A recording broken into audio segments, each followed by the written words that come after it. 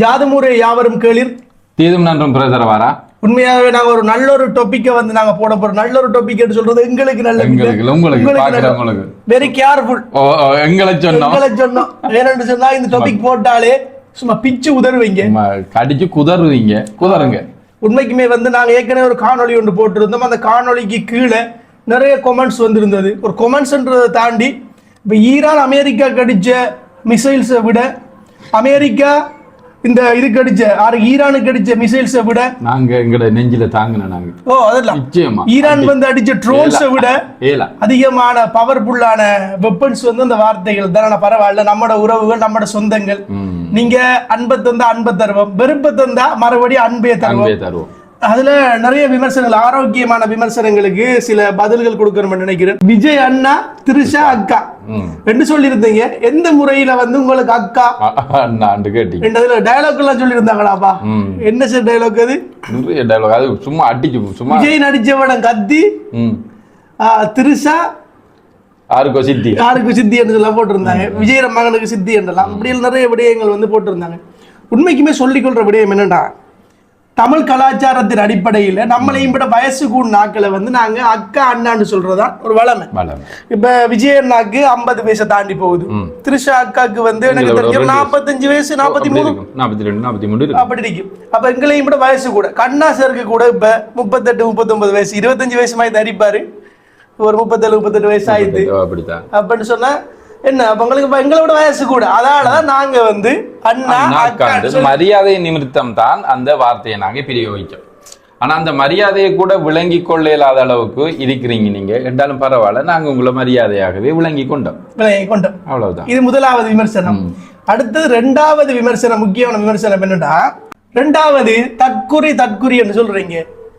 தற்குறி என்று சொன்னா என்ன விளக்கம் மட்டும் தெரியல. விஜய் என்ன சொல்ற மாதிரி இவ்வளவு காலம் உங்களுக்கு நாங்க போட்ட நாங்க தற்குறி என்று சொன்னா எங்கள்கிட்ட வாக்குகள் எடுத்து நீங்களும் தற்குறி தானே. தற்குறி என்ற என்ன வசனம் அது புதுசா இருக்குதானே. மற்றது இன்னொரு வசனம் சொல்றீங்க, அதாவது என்ன சொல்றது, தமிழ் கட்சிகள், நாங்க தமிழர்கள், நாங்க தான் தமிழர்கள், தமிழை காப்பாற்றப்போம் அப்படி இப்படி என்ற ஒரு கட்சிகள், நிறைய கட்சிகள் அந்த மடக்கு ஊதி என்ற ஒரு வசனம் ஒன்றை பயன்படுத்துறீங்க. அப்படி தமிழ்ல மடக்கு ஊதி என்று சொல்லி எங்கேயும் இருக்குதா? அடுத்தது ஒரு கட்சி தலைவர் வந்து இப்ப விஜயண்ணா பொறுத்த வரைக்கும் சில பேச்சு வழக்குகள், கதைகளை பாருங்க, இப்படி ஒரு மரியாதையா ஒரு துல்லியமா பேசுவார் சொல்லி அதையும் கூட எடுத்து கீழ்த்தரமான வார்த்தைகளை பயன்படுத்தி பேசக்கூடிய அரசியல்வாதிகள் நிறைய பேர் இருக்காங்க. அதையும் தாண்டி ஒரு முக்கியமான விடயம் என்னன்னா, விஜயண்ணா ஒரு மேடையில சொல்லியிருந்தாரு, ரெண்டு பிரச்சனையை நான் பார்த்துக் கொள்றேன், மக்களோட பிரச்சனை நிறைய பார்க்க வேண்டியிருக்கு, இதெல்லாம் வந்து அவ்வளவு பெரிய ஒரு ஒருத்தான மேட்டர் இல்லைன்னு சொல்லி.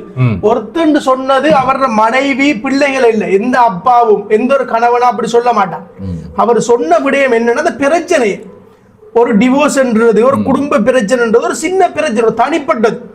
ஒரு சமுதாயத்துல மிகச்சிறிய அழகு வந்து குடும்பம் தானே. அதனால அந்த குடும்ப பிரச்சனை வந்து சின்ன, அது ஒருத்தர் சொல்லி இருந்தார். அதை தூக்கி வச்சு திருப்பி அவர குடும்பத்தோட என்ன விளையாடணும், வர்ற குடும்பத்தை பிரிக்கணும்னு நினைக்கிறேன். நீங்க எப்படிப்பட்டாங்க? அரசியலுக்காக, அரசியல்ன்றதுக்காக எவ்வளவு கேவலமான ஒரு வன்மங்களையும் எவ்வளவு கேவலமான செயல்களையும் செஞ்சு கொண்டு போறீங்கன்னு விளங்குதா? கேவலம் ஒரு அரசியல், ஒரு கதிரை, அவ்வளவுதானே. என்ன அதுக்காக நீங்க எவ்வளவு விமர்சிக்கலுமோ ஒரு மனிதனை, எவ்வளவு வன்மத்தை கொட்டையிலுமோ அவ்வளவு கொட்டுறீங்க. நீங்க எல்லாம் பின்பற்ற கட்சிகள் என்ன செய்யும் எப்படி என்று சொல்லி எனக்குண்டா தெரியல. இன்னொரு விஷயம் சார், அந்த சாரி திரிஷா அக்கா கட்டி வந்த அந்த சாரி விஜயும் அவங்களும் வந்து ஒரே மாதிரியா, அங்கால இடையில அதுக்கு போற ஒரு ஆள் கட்டி வந்த சிம்ரன் அக்கா. அப்ப அவ வந்து அதே சாரி தான் கட்டி வந்தவ. அது அவங்களோட சார் அந்த ஃபங்க்ஷனுக்காக அவங்க எல்லாரும் அந்த டீமா படக்குழு அவங்க எடுத்த அந்த கலர், அந்த ட்ரெஸ் வந்து ட்ரெஸ் கோட் அது. ஆமா. மற்றது பிரவீன், இந்த விஷயம் ஒன்று சொல்லி ஆகணும். முதல் தான் இப்ப என்ன ஒரு ஃபங்க்ஷன் எடுத்தாலும் என்னண்டாலும் யார் வேணுமென்றாலும் என்ன கலர்ல வேணுமென்றாலும் கொண்டு போகலாம். பாலகுருத்து பச்சைண்டாலும் சரிதான், நம்மளோட மாணிக்க நீலம் என்றாலும் சரிதான், என்ன கலர் என்றாலும் போகலாம். இப்ப பிரவீன் அந்த ட்ரெண்ட் எல்லாம் மாறி இப்ப ஒரு டீமா போறாங்கன்னு சொன்னா, டீம் சொல்லக்குள்ள ஒரே கலர் உடுப்பை தான் உடுத்தி போவாங்க. அடுத்த சில காட்டுலயே அடிச்சு சொல்றாங்களா, இந்த கலர் ட்ரெஸ் போட்டுவாங்க, விஐபி கல்யாணம் சொன்னா அப்படி சொல்லுவாங்க. இப்ப சில வேலை இப்ப நாங்களும் இப்ப கொஞ்ச நாளையில ஒரே கலர்ல டிஷர்ட்ல போட்டு தான் வீடியோஸ் எல்லாம் செய்வோம். இப்ப அது இப்ப ட்ரெண்ட் ஆயிடுது. இப்ப அதெல்லாம் பார்த்துட்டு நாம ஏன் இப்படி சின்ன பிள்ளைகள் மாதிரி விமர்சிச்சு கொண்டிருக்கோம். இன்னும் நிறைய விமர்சனங்கள் வந்துச்சு. எல்லாத்தையும் நாங்க கடந்து போய்கொண்டுதான் இருக்கிறோம். ஆனா யோசிங்க, கள்ளக்காதல் சொல்றீங்க. ஒரு கள்ளக்காதலோட இருக்கிறவன் மறைமுகமா தான் செய்வான். அவன் வந்து கார்ல ஏத்திட்டு வந்து ஒரு ஃபங்க்ஷனுக்கு கூட்டிட்டு வருவாங்களா? வேற வேற வெஹிக்கிள் தானே வந்தவங்க, வேற வேற வெஹிக்கிள்ல வந்ததாம் சார். அதுக்கு பிறகு இடையில ஒரே வெஹிக்கிள்ல ஏறி போனதாம். இப்ப நான் கேட்கிறேன், 2 பேரும் ஒரே சினிமாவில் நடிச்சாங்க. இப்ப நடன மாடக்குள்ள வந்து கட்டி பிடிச்சி ஆடி வைப்பாங்க, பக்கத்துல இருந்து ஆடி வைப்பாங்க. ஒரு நட்பு வந்து அவங்களுக்குள்ள இருந்திருக்கு. அப்படி இருந்தாக்க ஒரு கார்ல போறது என்ன பிரச்சனை? அதான் விஜய் அவர்களும் த்ரிஷா அவர்களும் 2 பேரும் ஏதோ பிள்ளையான ஒரு ரிலேஷன்ஷிப்ல இருக்கிறாங்களான்னு சொல்லி சொல்றாங்க. ஏன் விமர்சிக்கிறாங்கன்னு கேட்டா, இவங்க படத்திலேயோ அல்லது தனியா ஒரு ஆளா இருந்தா நாங்க விமர்சிச்சிருக்க மாட்டோம். அவங்க வந்து அரசியல் இந்தியாவை பொறுத்தளவுல அரசியல்வாதிகளை பாத்தீங்கன்னு சொன்னா எல்லாருமே 2, 3, 4 கல்யாணம் தான் கேள்விப்படுறோம், பாக்குறோம். என்ன பெண்கள் விஷயத்துல வந்து தெரிஞ்சோ தெரியாமலோ புலவிட்டிருக்காங்க. இப்ப நாங்க மட்டும் உத்தவன் இல்ல, இந்த வீடியோ பாக்குற நீங்க எல்லாரும் வந்து உத்தவர்கள் இல்ல.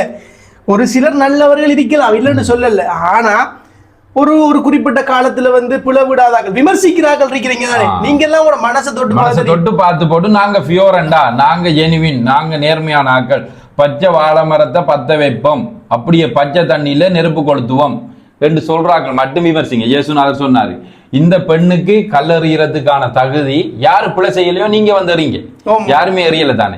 அப்ப அத மாதிரி இப்ப அரசியலா பாருங்க, அரசியலையும் இதையும் கொண்டு குழப்பி எங்கவோ ஏதோ ஒரு இடத்துல எல்லா விஷயங்களுமே சரியா போகாது. என்ன பிரயோஜனம்? இப்ப அரசியலுக்காக நீங்க என்ன செய்றீங்க? ஒரு ஆள்ற குடும்பத்தை நடுத்தருக்கு எடுத்து அதை விமர்சிச்சு எல்லாமே செஞ்சு வேலை எல்லாம் இருந்து கழிச்சு கொண்டு இருக்கீங்க. உண்மையாக இப்ப அடுத்த பிரச்சனை வந்து சூப்பர் ஸ்டார் ரஜினிகாந்துக்கு அடுத்து விஜயண்ணாக்கு வந்து ஒரு பிரச்சனையை வந்து உருவாக்கியாச்சு. மேடையில வந்து கதைச்சதை வச்சு ஒரு பிரச்சனை. நான் ஒரு விஷயம் இன்னொன்று ஞாபகம் வந்ததோட சொல்றேன். புரட்சி கலைஞர் விஜயகாந்த், சரிதானே? விஜயகாந்த் ஐயா அவர்கள் இப்ப ஃபீல் பண்றாங்க, நாங்க விஜயகாந்த் ஐயா மிஸ் பண்ணிட்டோம். ஓகே, நீங்க மிஸ் பண்ணிட்டீங்க. ஆனா விஜயகாந்த் ஐயாவை விமர்சிச்சது கூட வைகை புயல் வடிவேல். அவரை நம்மட திமுகவுல ஏத்தி வச்சு மேடையில பேச வைக்கிறீங்க. கூட எங்கட கலைஞர், அதாவது இலங்கை மக்களால மிக மிக விரும்பப்பட்ட போற்றப்பட்ட ஒரு கலைஞர் எங்கட விஜயகாந்த் ஐயா. நிகழ்வு செஞ்சிருக்கோம். அப்ப அவரை கூட விமர்சிச்ச மது அப்படி இப்படின்னு சொல்லி சரியா கேவலமா விமர்சிச்சது வந்து வைகை புயல் வடிவேல் சார். அந்த சாரை இவங்க மேடையில ஏத்தி காய்ச்சிருக்காங்க. அவங்களோட இவங்க கூட்டணி.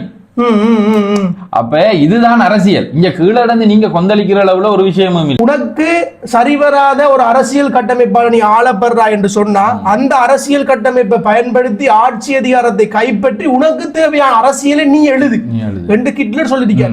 அப்படி ஒரு அரசியல் செயற்பாடா செய்யணும். இல்லாட்டி 15 வருஷம் 10 வருஷம் அரசியலுக்கு வந்தார்கள் இன்றைக்கு எப்படி இருக்கிறாங்களோ, எத்தனை சதவீத வாக்குகளை பெற்று திரிக்காங்களோ அப்படித்தான் இருக்குமே தவிர ஆட்சி மாற்றம் வராது. அதை நீங்க உணர்ந்து செயற்பட்டா சரி. இந்த வீடியோவுக்குள்ளே நிறைய கொமெண்ட்ஸ்கள் வரும், களி ஊத்துவீங்க, எல்லாம் ஏசுவீங்க, ஒரு பிரச்சனையுமே இல்ல. நோட்டீஸ் கொஞ்சம் பார்த்து ஊதுங்க.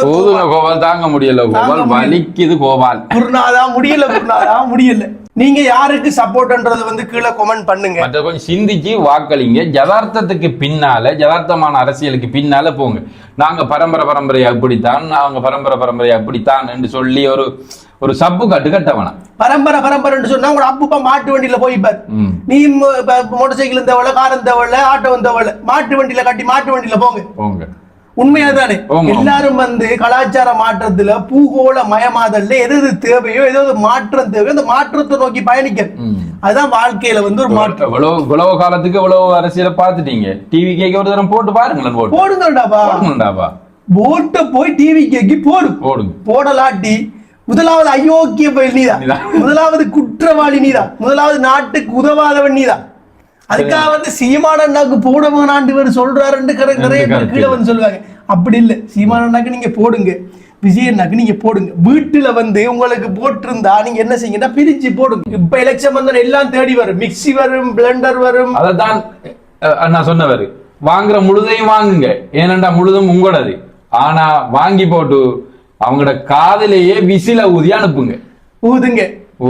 விசில பறக்க போகுது, டிவிக்கு ஜெயிக்க போகுது, வீழ்வது நாமாயினும் வாழ்வது தமிழாகட்டும். நன்றி, வணக்கம்.